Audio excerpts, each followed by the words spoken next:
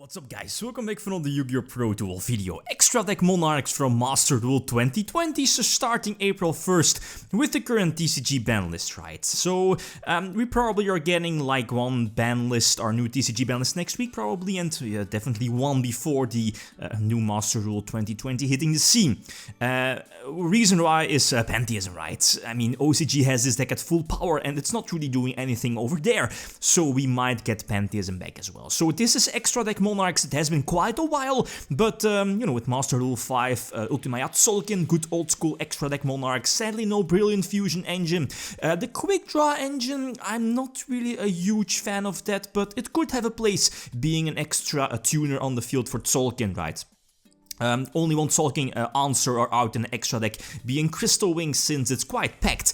Because of the instant fusion targets, also a good, you know, like Extender, for example, you know, Panzer, a Warrior being the Ragin, the Invoked Ragin, to call for Isolde, as you know, like Isolde, I'm running one equip, being the autonomous action unit, so that's quite cool.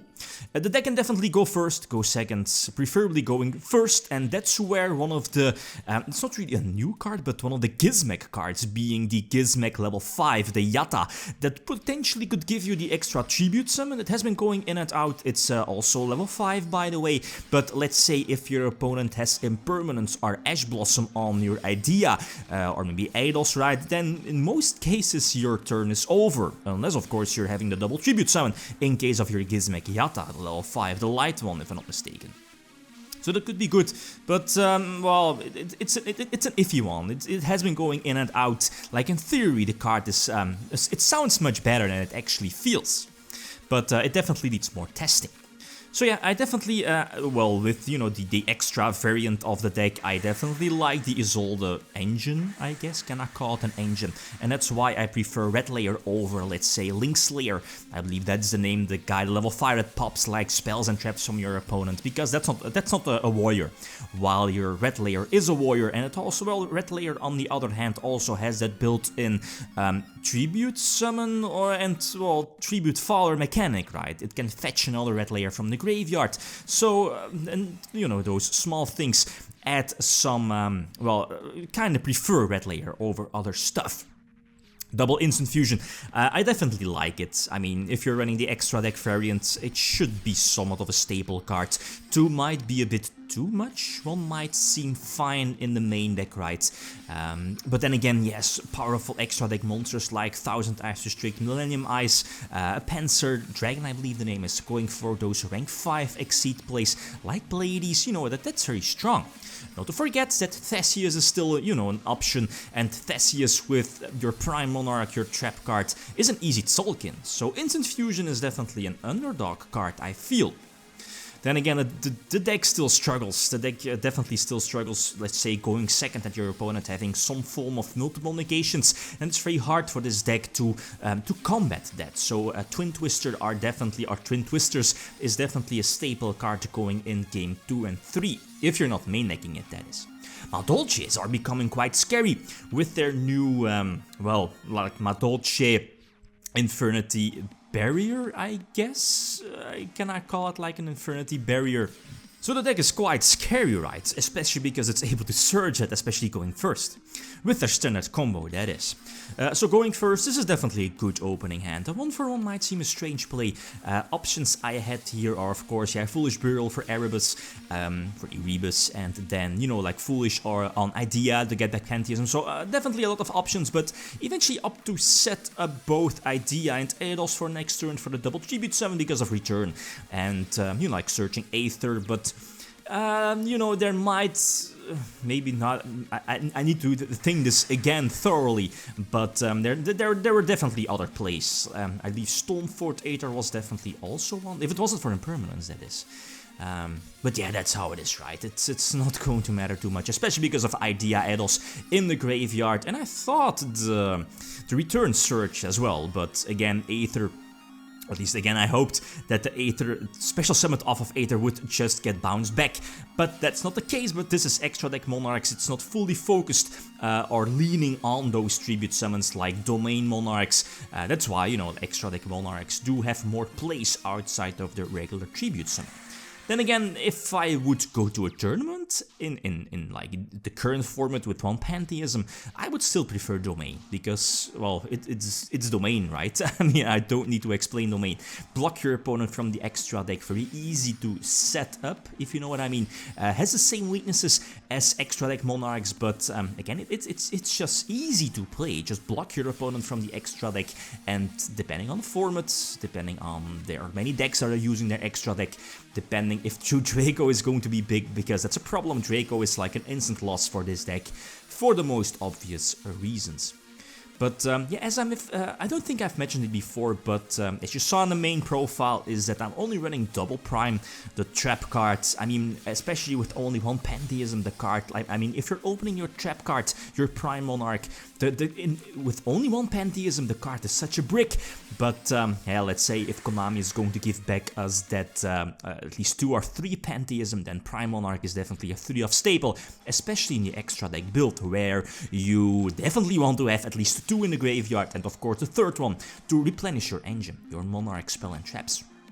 But yeah, the thing here is, and that's why I still prefer or opt to go for a double Shaddolls as well. Only 2 of the Dark one and 2 Prime Monarch is again bricking.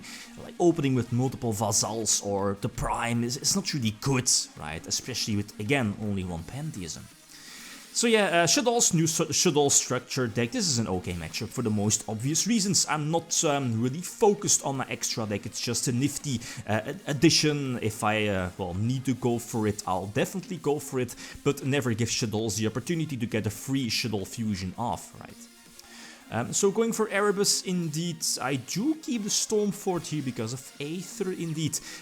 So yeah, I mean, this should be my duel, right? The damage juggler has been dropped, and I believe it was a give and tell in the previous turn when, you know, like Shaddolls go for instant fusion Winda, then it's just a tell that that's basically their only Shadoll.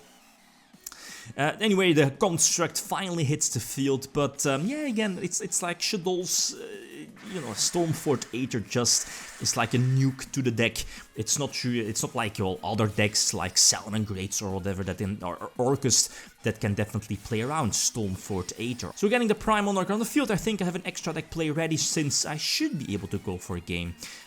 Yeah, there it is. Yeah, indeed, Pleiades, right? And Autonomous Action Unit, I prefer that one over the Monarch Equip spell because the Autonomous Action Unit is much more versatile. I mean, you can basically special summon everything from your opponent, and there were times I was adding an Omega to my extra deck as well, to, let's say, reborn your opponent's Ash Blossom or whatever, and then it's level 3 tuner with Prime, that's level 8 Synchro Play, since that's for now. For now, I don't have a level 8 Synchro Play in my extra deck, because again, space, but that's something that you might want to put in your extra deck as well, like a good level 8 Synchro monster. So anyway, dropping Aether, but this is where I pretty much lose the game already. I mean, Fire Lake of the Burning Abyss, quite similar to Salamangreat Rage, I believe the name is. Yeah, it should be Rage.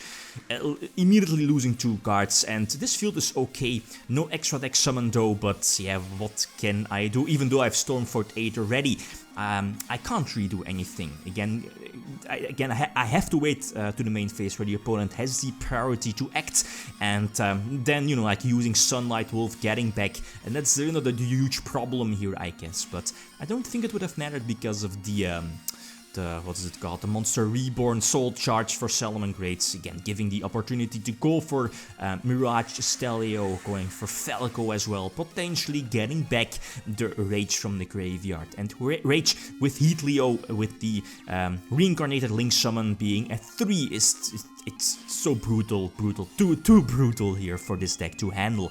And of course, Dwellers is an excellent choice against extra deck Monarchs, blocks the Pantheism, blocks the Prime unless I have to chain, of course, and I'm definitely going to chain.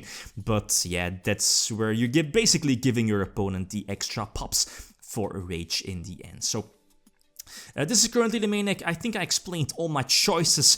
Double Cuirass, even though I'm not a huge fan of it, is needed for the extra deck build. For the Domain build, I probably just play 1, right? And again, that's probably one of the reasons why I prefer Domain a bit more over the extra deck variant. Unless, of course, we might get back maybe 2 or even 3 Pantheism on our next list/lists. So other options, as you see here in the extra deck, the Yatta, Gizmek, the Link Slayer, Quick Draw, you know, like all definitely options. Okay, guys, that's it. Thanks so much and feel free to leave a comment or like if you enjoyed the video. Lithium signing out. Peace.